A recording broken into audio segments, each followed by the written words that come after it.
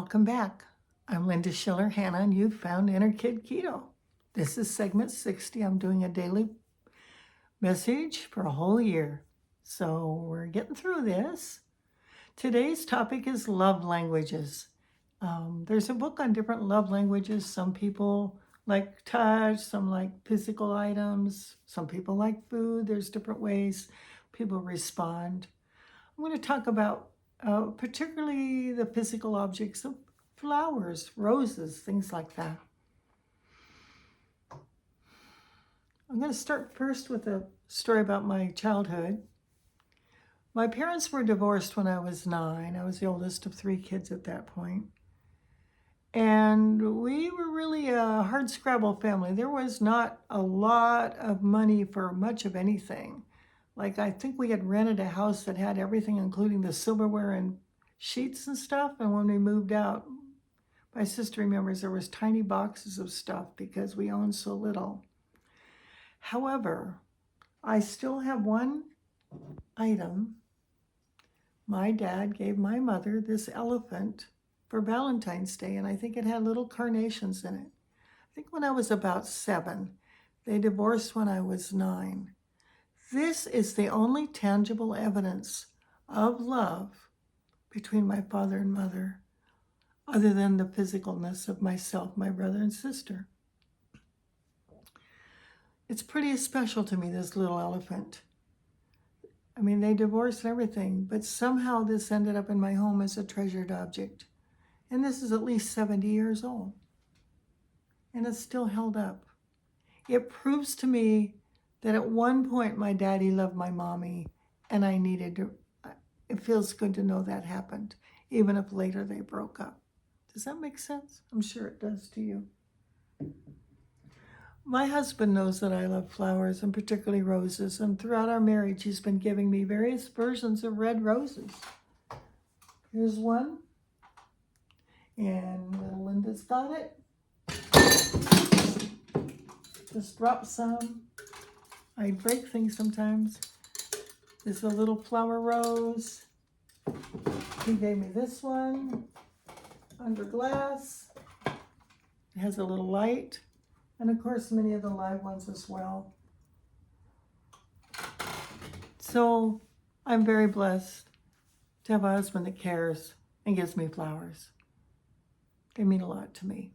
I like flowers. My grandmother raised roses. I grew up in a family that loved gardening, and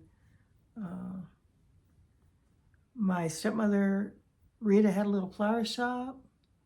My grandmother raised roses. My aunts and uncles, June and Carl, raised roses. From the Pacific Northwest, they have some beautiful roses. Grandma used to take me to the rose show every year. So it's part of my love language, these flowers. Now, years ago, when I lived in Virginia Beach, I was good friends with a woman named Lynn Cochran, who is a writer. And she used to live in Florida, and she worked for a newspaper. She's also written some books. But apparently, there was a time when somebody put down Oprah for her struggles with weight, a very painful message that Oprah came from a dysfunctional, painful childhood, and she's been open about her issues with food and her struggles for that. Nevertheless, some unkind person said something pretty nasty about Oprah.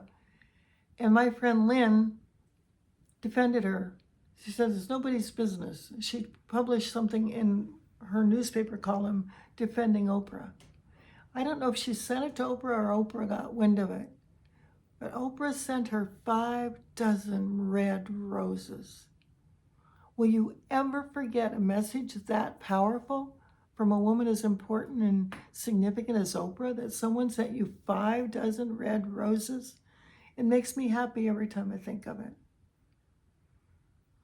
We know Oprah's very generous. She started with nothing, and she has modeled gratitude to us over and over and over in 1,000 ways, all her givebacks and her shows. On her Oprah channel, you can still watch all the old Oprah TV shows, which were brilliant. I know my sister missed them. because she was working for the college all those years, and Oprah was on during the day, and she never got to see him. It's still possible to find all those episodes, even if years ago you weren't able to find them. Now, there was a period of time when I thought it was okay to steal a flower out of someone's yard. I still hadn't learned that you can't steal your good for the universe. And I was living in the Bay Area when this lesson came to mind. And so once I figured it out that you can never steal your good from God, I should make it right. So I remembered this one yard where I had stolen some flowers, leaned over somebody's fence and pulled some and took them home and enjoyed them. And I realized I had stolen anonymously, so I thought I should give anonymously.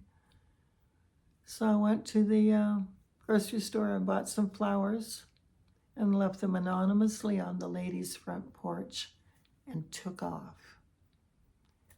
So she never knew I stole from her, and she never knew I gave back to her. But I know. And I know that what I gave her was more than what I stole.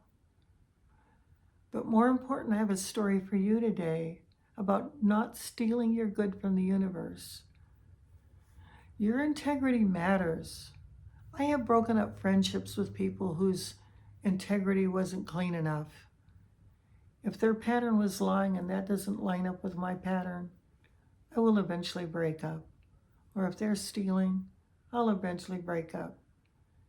It's more than values in common. It's integrity in common. It's character in common.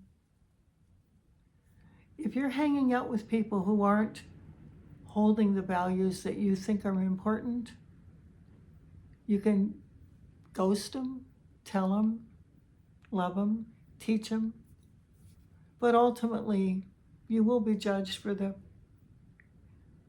company you keep. That's not a new lesson, but I think it's still important. So my heart gives you roses today, all the roses off my shirt, all the roses off my counter.